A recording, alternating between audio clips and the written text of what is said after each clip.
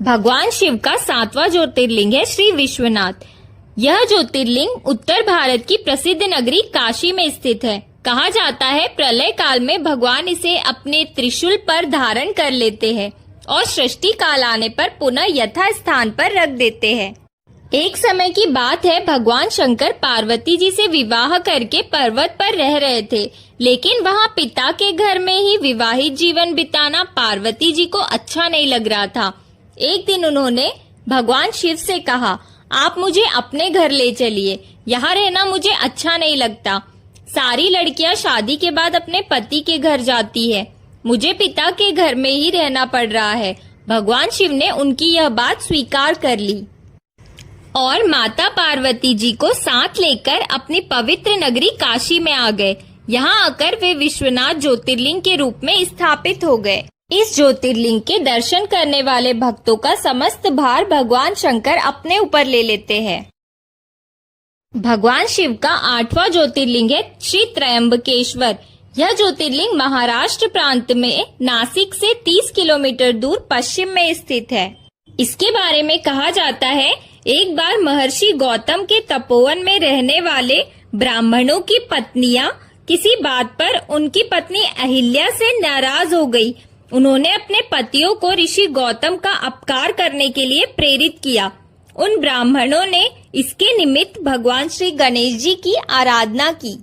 उनकी आराधना से प्रसन्न हो गणेश जी ने प्रकट होकर उनसे वर मांगने को कहा। उन ब्राह्मणों ने कहा, प्रभु, यदि आप हम पर प्रसन्न हैं, तो किसी प्रकार ऋषि गौतम को इस आश्रम से बाहर निकाल दे। उनकी यह बात सुनकर गणेश जी ने उन्हें ऐसा वर मांगने के लिए समझाया, किंतु वे अपने आग्रह पर अटल रहे। आखिर में गणेश जी को विवश होकर उनकी बात माननी ही पड़ी। अपने भक्तों का मन रखने के लिए वे एक दुर्बल गाय का रूप धारण करके ऋषि गौतम के खेत में जाकर रहने लगे। गाय को फसल चरते देखकर ऋषि बड़ी नरमी के साथ हाथ में तृण लेकर उसे हाँकने के लिए लपके। उन तृणों का स्पर्श होते ही वह गाय वहीं मरकर गिर पड़ी। अब तो बड़ा हाहाकार मच गया। सारे ब्राह्मण एकत्र होकर ऋषि को गौ हत्यारा कहने लगे। ऋषि गौतम इस घटना से बहुत आश्चर्यचकित और दुखी थे।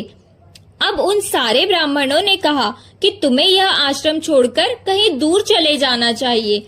गौ हत्यारे के निकट रहने से हमें भी पाप लगेगा। विवश होकर ऋषि गौतम अपनी पत्नी अहिल्या के साथ वहां से एक कोस दूर जाकर रहने लगे, किंतु उन ब्राह्मणों ने वहां भी उनका रहना दुभर कर दिया।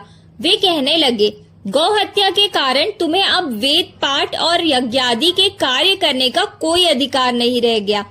अत्यंत अनुनय भाव से ऋषि गौतम ने उन ब्राह्मणों से प्रार्थना की कि आप लोग मेरे प्रायश्चित और उद्धार का कोई उपाय बताइए। तब उन ब्राह्मणों ने कहा, गौतम, तुम अपने पाप को सर्वत्र बताते हुए 3 बार पूरी पृथ्वी की परिक्रमा करो, फिर लौटकर यहाँ 1 महीने तक व्रत करो। इसके बाद ब्रह्मगिरी की 101 परिक्रमा करने के बाद ही तुम्हारी शुद्धि होगी।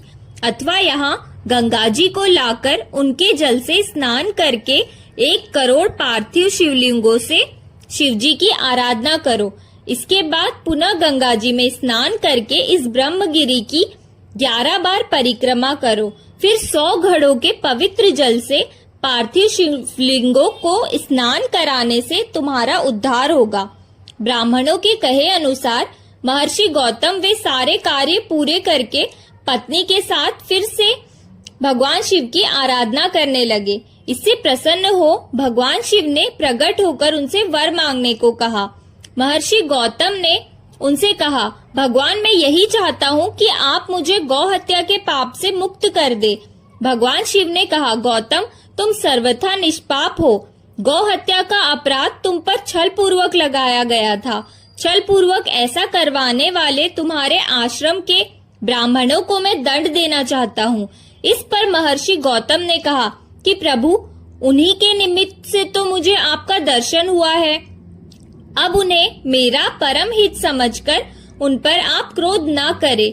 बहुत से ऋषियों, मुनियों और देवगणों ने वहां एकत्र होकर गौतम ऋषि की बात को मानते हुए भगवान शिव से सदा वहां निवास करने की प्रार्थना की।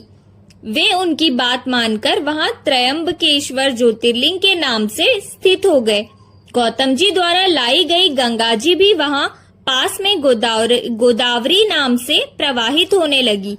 यह ज्योतिर्लिंग समस्त पुण्यों को प्रदान करने वाला है।